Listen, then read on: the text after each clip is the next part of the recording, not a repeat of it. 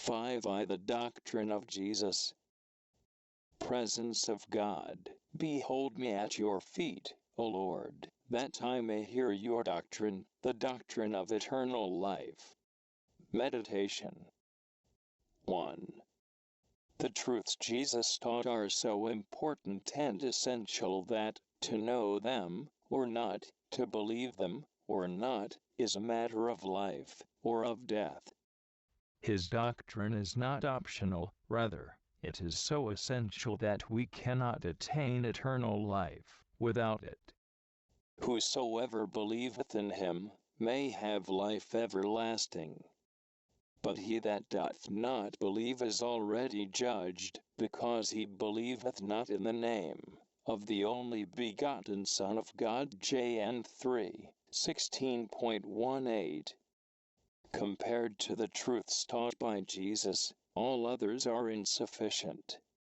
Because the doctrine of Jesus is absolutely indispensable, he proved its truth by miracles in order to help our weak faith to adhere to it. To the blindly obstinate Jews, who refused to believe in him, he said, "The works which the Father hath given me, to perfect, the works themselves which I do, give testimony of me." Ibid. 5:36.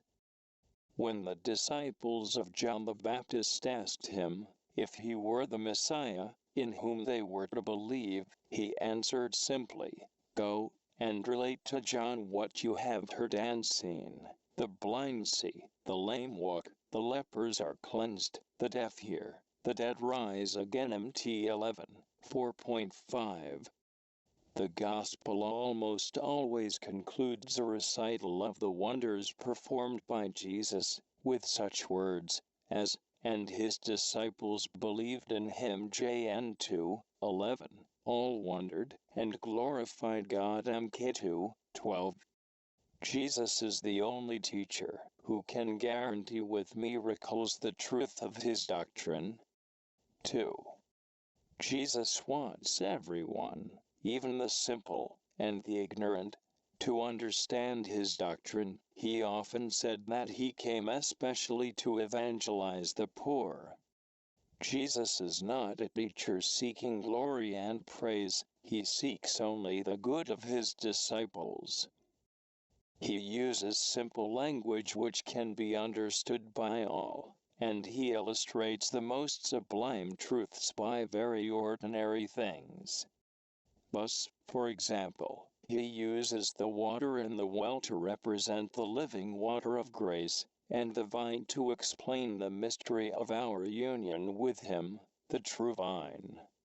Further, Jesus does not wait for us to seek him. He is the Master, who goes himself in search of his disciples, and he seeks them everywhere, in the tax collector's office, in the homes and haunts of the publicans, in the streets and squares, in the country. He teaches in the synagogues, and from the porch of the temple, as well as in Peter's boat, or on the grassy slopes of the hillsides. He welcomes Nicodemus at night and stops at the well of Siloam to wait for the Samaritan woman.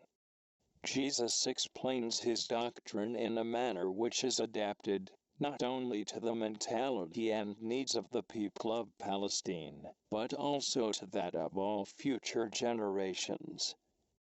His words are always living and timely, suited to the needs of every age and every people. As hearers were divided into two groups, the proud, obstinate hearts, who refused to believe even when they saw the most astounding miracles, and of whom Jesus said, "If I had not come and spoken to them, they would not have sin, but now they have no excuse for their sin." John 15:22. And the upright hearts, sincerely eager for the truth, who accepted his words with faith and love. Jesus rejoiced because of them, saying, "I confess to thee, O Father, Lord of heaven and earth, because thou hast hid these things from the wise and prudent, and hast revealed them to little ones. MT 11:25. Colloquy. O Lord, my God, thou hast indeed the words of life, wherein, if we will seek it, we mortals shall all find what we desire. But what wonder is it, my God, that we should forget thy words, when our evil deeds have made us so infirm and foolish? What is this, Lord? How blind of us to seek repose, where it cannot possibly be found. Reflect, that we do not understand ourselves, or know what we desire, nor are we able to ask as we should. Give us light, Lord.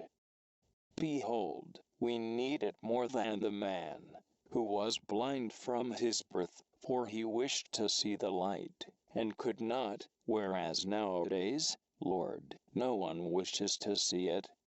You alone, O Lord, teach us truth, and show us the way of salvation. Oh, unhappy are we, for well do we know, and believe these truths, yet our inveterate habit of not reflecting upon them makes them so strange to our souls, that we neither know them, nor seek to know them. Grant, then, Lord, that your words may never be absent from my thoughts. DJX 8-13. O Jesus, do not permit me to allow myself to be attracted by maxims and doctrines which do not come from you. What will it profit me to possess every kind of knowledge, if I do not know you, O Lord, and the truths which you came to teach us? Do not permit me, O Jesus, to be content with superficial knowledge, but give me the light and the intelligence I need to penetrate the profound meaning of your teachings. Your words will not be made clear by reasoning and eager studying, but by humility, love, and an ardent desire to possess you. Create in me, O Lord, a heart that is upright, humble, sincere, and able to love and understand the meaning of your divine words. O my dear Master, I lay open my soul before you, as I would expose a piece of linen to the rays of the sun. I kneel before the tabernacle, knowing that I shall learn much more from you in prayer and recollection, and in perusing learned books. But, O Lord, I shall never leave your book, the Gospel. I find in it all that my poor soul needs, and I am always discovering their new lights and hidden, mysterious meanings. TCJST 8. O Lord, grant that I may understand the words of your gospel, and I shall be sufficiently wise